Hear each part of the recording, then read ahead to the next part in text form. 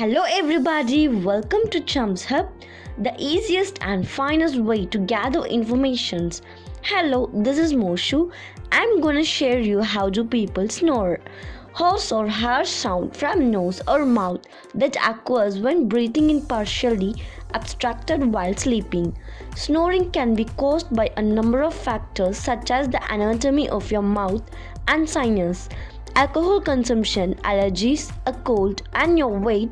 When you doze off and progress from a light sleep to a deep sleep, the muscles in the roof of your mouth, tongue, and throat relax.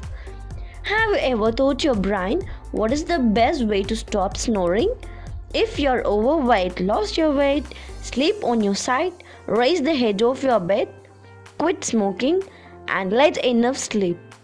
Have you thought that what to drink to stop snoring? Drinking ginger tea and honey tea twice a day is perfect to get rid of the problem of snoring.